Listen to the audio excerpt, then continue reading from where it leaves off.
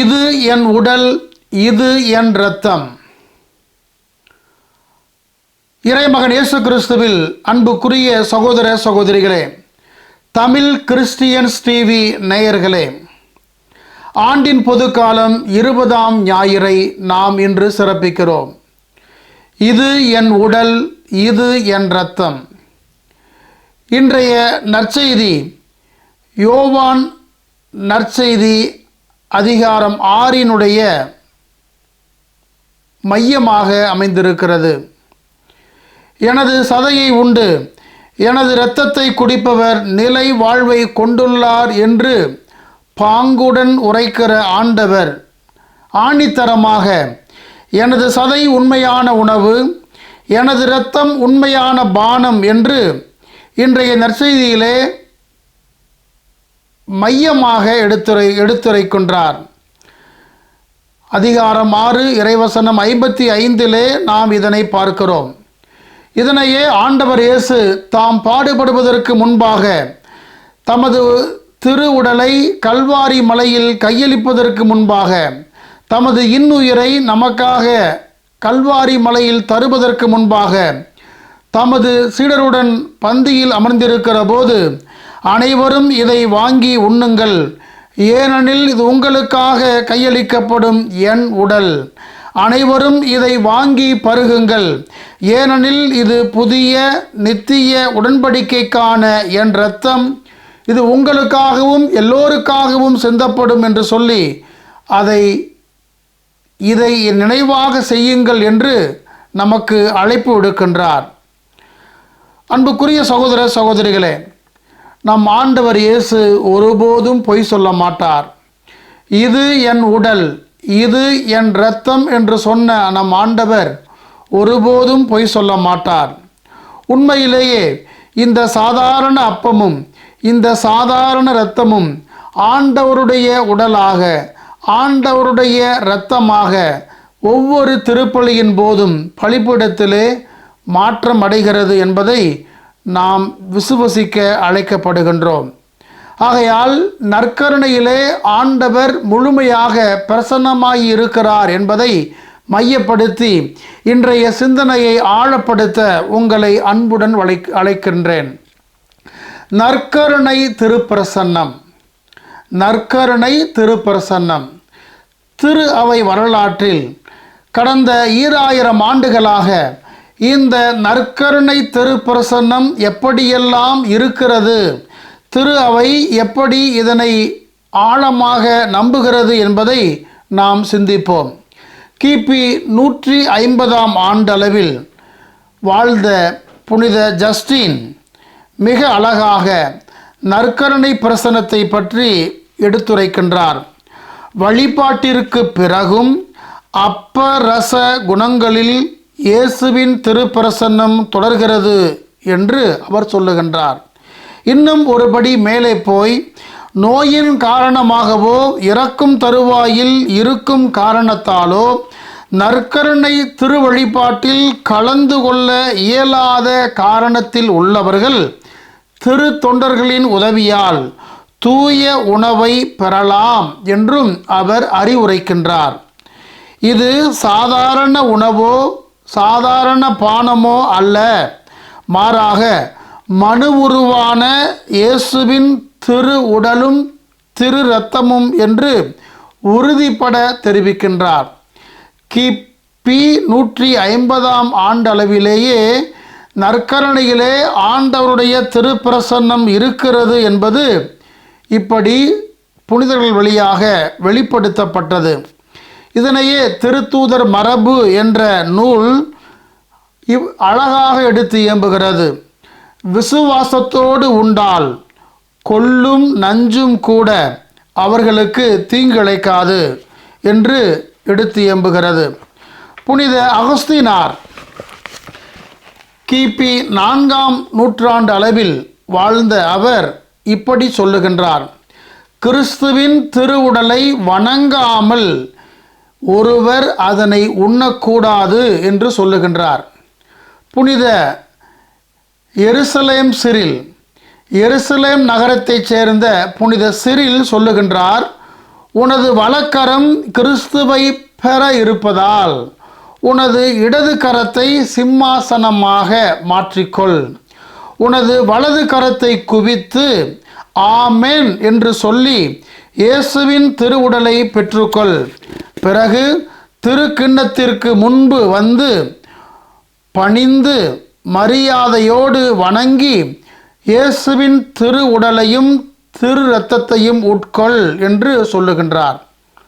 இதைத்தான் நாம் திருக்கரங்களில் நன்மை பெறுகிற பொழுது இடது கரத்தை சிம்மாசனமாக்கி வலது கரத்தின் வழியாக எடுத்து உண்ணுகின்றோம்.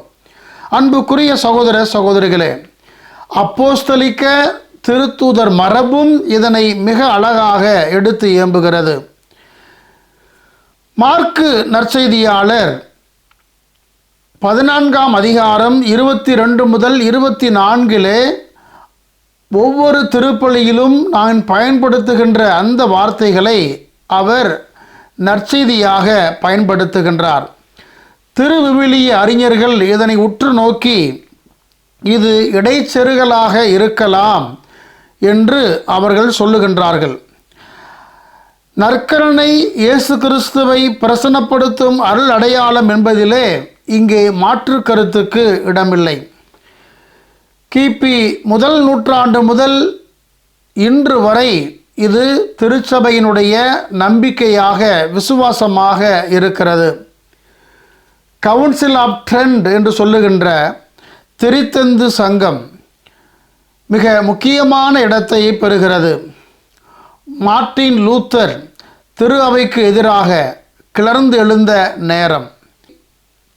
திரித்தந்து சங்கம் டிசம்பர் 13, 1545ஆம் ஆண்டு முதல் மார்ச் மாதம் 1547ஆம் ஆண்டு வரை ஏறக்குறைய 2 ஆண்டுகள் நடைபெற்ற போது அங்கே பல்வேறு தீர்மானங்கள், விசுவாச பிரகடனங்கள் எழுப்பப்பட்டன. மார்ட்டின் லூத்தர் அவர் கான்சப்ஸ்டான்சியேஷன் என்ற அந்த சொல்லாடலை பயன்படுத்துகின்றார். இயேசுவின் உடலும் இரத்தமும் அப்பமும் ரசமும் இணைந்தே இருக்கின்றன. இதுதான் மார்ட்டின் லூத்தர் நற்கருணையை பற்றி கொண்டிருக்கின்ற நம்பிக்கை. கான்சப்ஸ்டான்சியேஷன் என்று இதனை சொல்லுவார்கள். ஒரே சமயத்திலே உடலும் இரத்தமும் அப்பமும் ரசமும் இணைந்தே இருக்கிறது என்று மார்ட்டின் லூத்தர் சொல்லுவார். இதற்கு எதிராக திரித்தந்து சங்கம் மிக அழகான தீர்மானத்தை எடுத்தது. மெலாங்டன் என்று சொல்லப்படுகின்ற பிரிவினை சபையைச் சேர்ந்த அந்த அறிஞர் சொல்லுகின்ற வார்த்தை, திருவிருந்திற்கு பிறகு நற்கருணையில் இயேசுவின் பிரசன்னம் இல்லை. இதற்கு எதிராக திரித்தந்து சங்கம் மிக அழகாக தீர்மானம் இயற்றியது. ஸ்விங்கிலி என்று சொல்லப்படுகின்ற இந்த அறிஞரும் கூட திருச்சபைக்கு எதிராக இது ஒரு வெறும் வெளி அடையாளம் என்று அவர் கொச்சைப்படுத்தினார். அதற்கு எதிராகவும் இந்த திரித்தந்து சங்கம் மிக ஆணித்தரமான தீர்மானங்களை, பிரகடனங்களை அது வெளிப்படுத்தியது. முதலாவதாக நற்கருணையில் இயேசு கிறிஸ்துவின் திருப்பிரசன்னம் இருக்கிறது. மெய்யாகவே ஆண்டவர் பிரசன்னமாய் இருக்கிறார். இரண்டாவதாக அப்பமும் ரசமும் ஆண்டவரின் உடலாக இரத்தமாக உட்கருப்பொருள் மாற்றம் அடைகின்றது. அப்பமும் ரசமும் ஆண்டவரின் உடலாக இரத்தமாக உட்கருப்பொருள் மாற்றம், டிரான்சப்ஸ்டான்சியேஷன், அது அப்படியே முழுமையாக மாறிவிடுகிறது என்று இரண்டாவது பிரகடனத்தை வெளிப்படுத்தியது. மூன்றாவதாக திருவிருந்திற்கு பிறகும் நற்கருணையில் ஆண்டவர் இயேசுவின் திருப்பிரசன்னம் தொடர்கிறது. இதனைத்தான் நற்கருணை பேழையிலே நாம் கொண்டாடுகின்றோம். ஆக ஆண்டவர் மெய்யாகவே பிரசன்னமாகி இருக்கிறார்.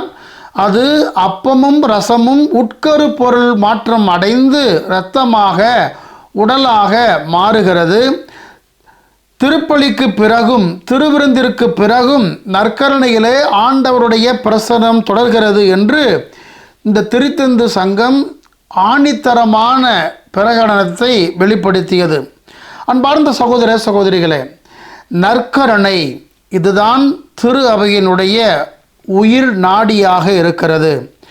நற்கருணையிலே ஆண்டவர் இயேசு பிரசன்னமாகி இருக்கிறார். திரு அவையினுடைய மாபெரும் சொத்து என்றால் இந்த நற்கருணைத்தான். ஆகையால் தான் திரு அவை மிக தெளிவாக இதனை எடுத்து இயம்புகிறது. நற்கருணையில் ஆண்டவர் இயேசு பிரசன்னமாகி இருக்கிறார் என்பதை ஒப்புக்கொள்ளுகின்ற திரு அவை மற்றவற்றிலும் ஆண்டவர் இயேசு பிரசன்னமாகி இருக்கிறார் என்பதையும் அது அங்கீகரிக்கிறது. திருத்தந்தை 6ஆம் சின்னப்பர் விசுவாசத்தின் மறைபொருள் என்ற தமது சுற்றுமடலில், அதாவது மிஸ்டீரியம் ஃபிதேயி என்ற தம்முடைய சுற்றுமடலில் 7 விதமான திருப்பிரசன்னத்தை அவர் வெளிப்படுத்துகின்றார். முதலாவதாக நற்கருணை, இரண்டாவதாக 7 அருள் அடையாளங்கள், மூன்றாவதாக இறைவார்த்தை, நான்காவதாக இறை மக்கள், ஐந்தாவதாக திருமுழுக்கு பெற்ற ஒவ்வொரு கிறிஸ்தவருக்குள்ளும் ஆண்டவர் பிரசன்னமாகி இருக்கிறார். ஆறாவதாக ஒவ்வொரு மனிதருக்குள்ளும் ஆண்டவர் பிரசன்னமாகி இருக்கிறார். ஏழாவதாக கிறிஸ்துவின் மறை உடலான திரு அவையிலும் கிறிஸ்து பிரசன்னமாகி இருக்கிறார் என்று வகைப்படுத்துகின்றார். இதிலே முதலாவதாக திருத்தந்தை 6ஆம் சின்னப்பர் வகைப்படுத்துவது நற்கருணை. நற்கருணை முதன்மைப்படுத்தப்படுகிறது.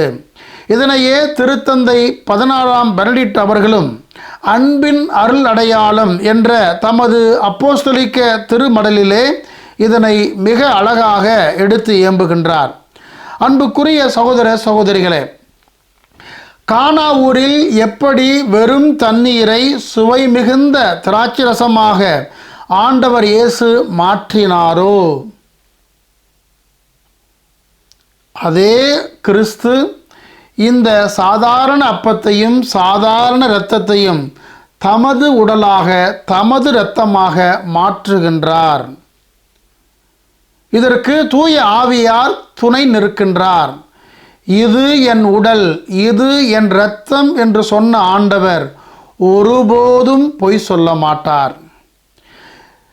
கன்னியின் திருவயிற்றில், கன்னி மரியாவினுடைய திருவயிற்றில் உருவிலா இறைவன் உருவாக, கருவாக உருவாக துணை நின்ற அதே தூய ஆவி திருப்பலியின் போது குருவானவர் தமது கரங்களை விரித்து ஜெபிக்கிற போது இறங்கி வந்து இந்த சாதாரண அப்பத்தை, சாதாரண அந்த ரசத்தை ஆண்டவரின் உடலாக, ஆண்டவரின் இரத்தமாக மாற்றுகின்றார். உமது தூய ஆவியை பொழுது காணிக்கைகளை புனிதப்படுத்தியருள்ள உம்மை மன்றாடுகிறோம் என்று ஜெபிக்கிற பொழுது இந்த மன்றாட்டு மிகுந்த வல்லமை பெற்றதாக இருக்கிறது. எபிக்லேசிஸ் என்று இதனை சொல்லுவார்கள். விசுவாசத்தின் மறைபொருள் என்று திருக்கிண்ணத்தை உயர்த்திய பிறகு குருவானவர் அழைப்பு விடுப்பது இதனால்தான்.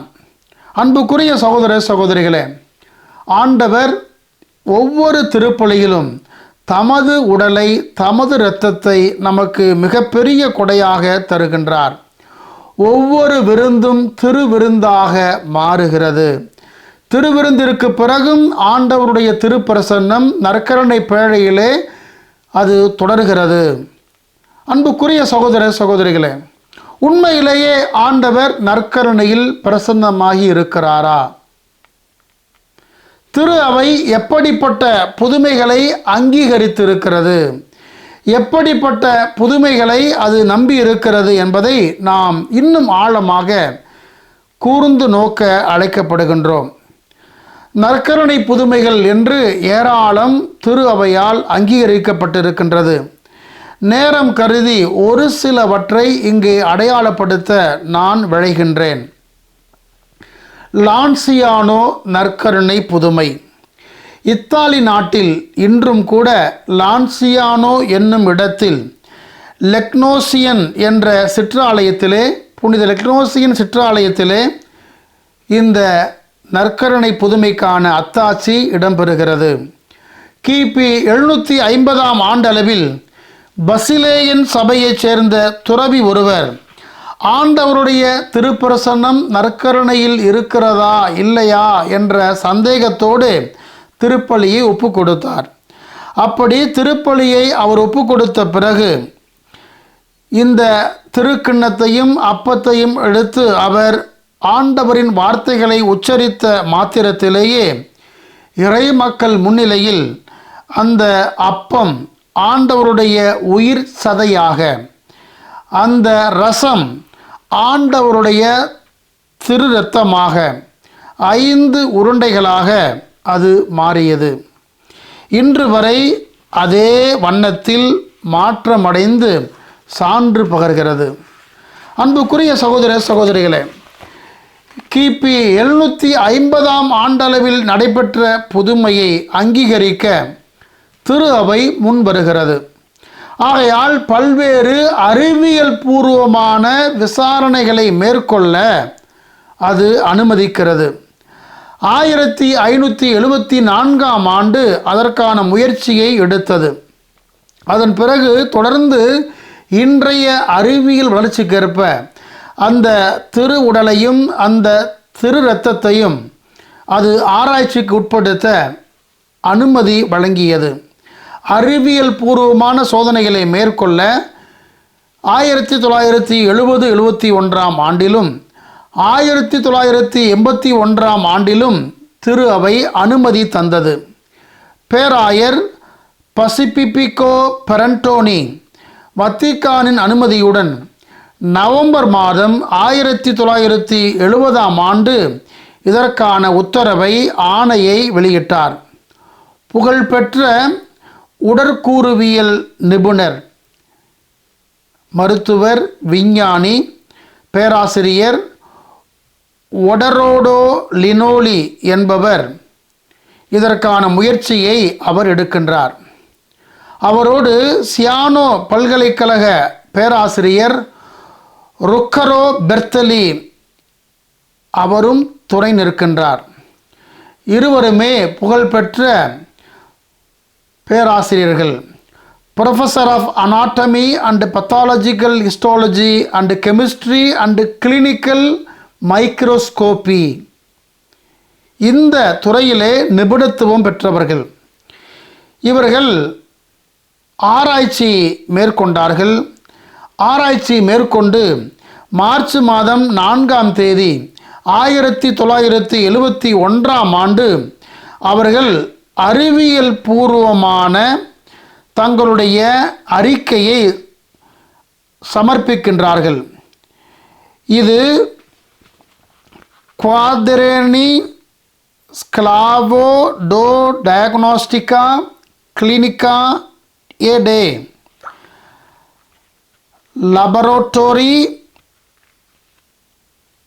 என்ற அந்த அடிப்படையிலே அந்த தலைப்போடு இந்த புதுமை வெளியிடப்பட்டது. அதிலே அவர்கள் சொல்லுகின்ற வார்த்தைகள் மிக முக்கியமானவை. இது மனித சதை, மனித இரத்தம். இந்த சதை பகுதியானது இதயத்தை ஒட்டிய பகுதியில் உள்ள திசுக்களின் கூட்டமைப்பாக உள்ளது. இதிலே மைக்கார்டியம், வாகுஸ் நர்வ், லெஃப்ட் வென்ட்ரிக்கல், தமனி, சிரை, இதயம் சம்பந்தப்பட்ட அனைத்து பகுதிகளும் காணப்படுகின்றன. சதையில் காணப்படும் இரத்த வகையும் உறைந்த நான் சொன்ன அந்த 5 இரத்த உருண்டைக்குள் இருக்கின்ற இரத்தமும் இரத்த வகையும் ஒன்றே. இது வேறல்ல, அது வேறல்ல. மாறாக இந்த அப்பத்தின் சதையினுடைய இரத்த வகையும் அந்த இரத்த உருண்டைகளினுடைய இரத்த வகையும் ஒன்றுதான். இயேசுவினுடைய இரத்தம் ஏபி வகையை சார்ந்தது. ஏபி வகையை சார்ந்தது. ஆண்டவரின் திருமேனி துகில் தூரின் நகரத்து திருமேனி துகில் மிக முக்கியமான ஒன்று. இதனை ஒரு புகழ்பெற்ற பேராசிரியர் பைமா பலோன் என்பவர் ஆராய்ச்சி செய்தார். அவர் திரு அவையின் அனுமதியோடு மேற்கொண்ட ஆராய்ச்சியிலே அவர் அங்கு காணப்படுகின்ற இரத்த வகையை குறிப்பிட்டிருக்கின்றார். அந்த இரத்த வகையும் ஏபி இரத்த வகையை சார்ந்தது.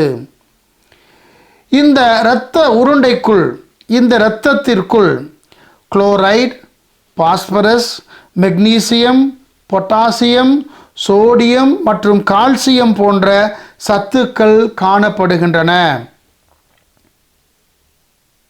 இதைவிட இன்னும் ஒருபடி மேலாக சென்று எல்லாவற்றிற்கும் மேலாக இயற்கையான முறையில் இத்திருவுடலும் திருரத்தமும் 12 நூற்றாண்டுகளாக வைக்கப்பட்டிருந்தாலும் புரிந்து கொள்ளவே முடியாத விதத்தில் அதன் உயிரியல் மூலக்கூறுகள் பாதுகாக்கப்படுகின்றன.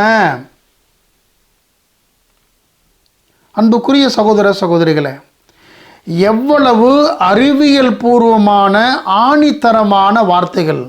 ஒன்றுக்கொன்று எங்கும் முரண்படவில்லை.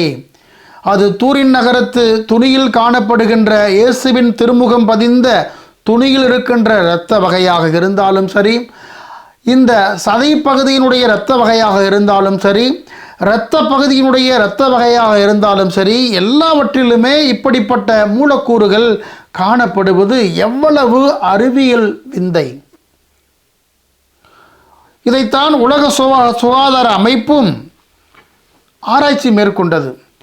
WHO என்று சொல்லப்படுகின்ற இந்த உலக சுகாதார அமைப்பு இத்தாலிய மருத்துவர்களுடைய முடிவுகளுக்கு பிறகு தனது ஆராய்ச்சி குழுவை அமைத்து விசாரணையை மேற்கொண்டது. ஏறக்குறைய 15 மாதங்களாக 500க்கும் மேற்பட்ட சோதனைகளை அது மேற்கொண்டது. அப்படி மேற்கொண்ட WHO சொல்லுகின்ற விசாரணை அறிக்கையிலே மேற்கூறிய விசாரணை அறிக்கை உண்மை என்பதை அது உறுதிப்படுத்துகின்றது. இந்த மாபெரும் உண்மையை எங்களால் விளக்க இயலவில்லை என்று 1976ஆம் ஆண்டு ஜெனீவாவிலும் நியூயார்க்கிலும் வெளியிட்ட அறிக்கையிலே அதனை WHO ஒப்புக்கொண்டது. ஆக அன்புக்குரிய சகோதர சகோதரிகளே, நற்கருணையிலே ஆண்டவர் உண்மையிலேயே திருப்பிரசன்னமாகி இருக்கின்றார். புனித கிளாரா அசிசி நகரை பாதுகாத்த அன்னை புனித கிளாரா அம்மா தமது கண்ணீர் இல்லத்தை சூறையாட வந்த கள்வர்களை நற்கருணையை கொண்டு, நற்கருணை பேழையை கொண்டு அவர் நற்கருணை அந்த கதிர்பாத்திரத்தை கொண்டு விரட்டி அடித்து அவர் நற்கருணையில் ஆண்டவருடைய பிரசன்னம் இருக்கிறது என்பதை நிரூபித்திருக்கின்றார். 7 ஆண்டுகளாக எந்த உணவையும் உட்கொள்ளாமல் வெறும் நற்கருணையை மட்டுமே உட்கொண்டு உயிர் வாழ்ந்த சியானா நகரத்து புனித கத்தரின் அம்மாள் அற்புதமான விதத்திலே நற்கருணையை இதயத்தில் பெற்று ஒளிரும் முகத்துடன் உயிர் துறந்த புனித ஜூலியானா பல்கோர்னி, புனித அந்தோனியார் கழுதையை மண்டியிட செய்து ஆராதிக்க செய்தவர். காரணம், அவர் ஏந்தி வந்த நற்கருணை கதிர்பாத்திரம். இப்படி நாம் புதுமைகளை அடுக்கிக் கொண்டே போகலாம். ஆக அன்புக்குரிய சகோதர சகோதரிகளே, நற்கருணையிலே ஆண்டவர் பிரசன்னமாகியிருக்கின்றார்.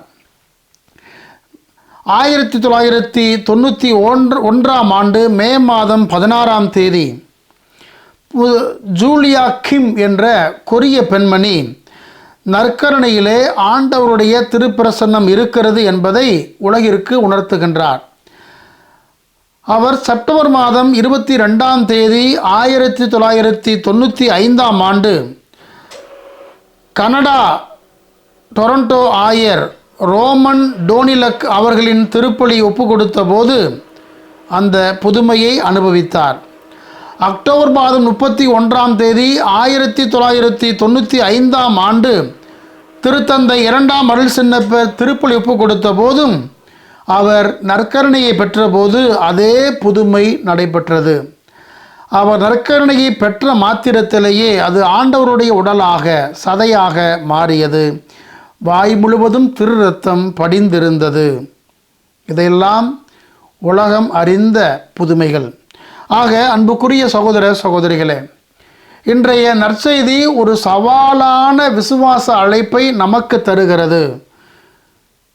ஒவ்வொரு முறையும் நாம் ஆண்டவரை பெறுகின்ற பொழுது எப்படிப்பட்ட விசுவாச கொண்ட மக்களாக நற்கருணையை பெறுகின்றோம். இது என் உடல், இது என் இரத்தம் என்று சொன்ன ஆண்டவர் ஒருபோதும் பொய் சொல்ல மாட்டார். ஆகையால் திருப்பலியிலே பங்கெடுக்கிற பொழுது அதற்குரிய தயாரிப்புகளை நாம் செய்து நல்ல நிலையிலே, ஆண்டவருக்கு உகந்த நிலையிலே அவரை நாம் பெற்றுக்கொள்ள அழைக்கப்படுகின்றோம். ஆண்டவரை நாம் நமக்குள் பெறுகின்ற பொழுது அந்த புனித உணர்வு நமக்குள் மேலோங்க வேண்டும். இது என் உடல், இது என் இரத்தம் என்று சொன்ன ஆண்டவர் நம்மை அன்போடு அழைக்கின்றார். ஆண்டவர் ஒருபோதும் பொய் சொல்ல மாட்டார். ஆண்டவரின் திருவிருந்துக்கு அழைக்கப்பட்ட மக்கள் அனைவருமே பேறு பெற்றோர். நற்கருணையிலே நாம் பக்தியோடு பங்கெடுப்போம். திருவிருந்திலே பக்தியோடு பங்கெடுப்போம். திருப்பலியிலே பக்தியோடு பங்கெடுப்போம். இறைவனின் அருளையும் ஆசிரையும் பெற்றுக்கொள்வோம். ஒவ்வொரு முறையும் ஆலயத்திற்குள் அடியெடுத்து வைக்கிற பொழுது ஆண்டவருடைய திருப்பிரசன்னத்தை உணர்ந்து அதற்குரிய ஆராதனையை செலுத்தி நம்முடைய செயல்பாடுகளை மேற்கொள்வோம். இறைவன் உங்களையும் உங்கள் குடும்பங்களையும் தமிழ் கிறிஸ்டியன்ஸ் டிவி என்ற இந்த யூடியூப் சேனலுக்கு சப்ஸ்கிரைப் செய்து இந்த வீடியோவை லைக் செய்து உங்களுடைய உற்றார், உறவினர், நண்பர்கள் மற்றும் ஊராருக்கு இந்த காணொளியை பகிர்ந்து அனைவரும் ஆதரவு தர உதவும்படி உங்களை அன்புடன் வேண்டுகின்றேன்.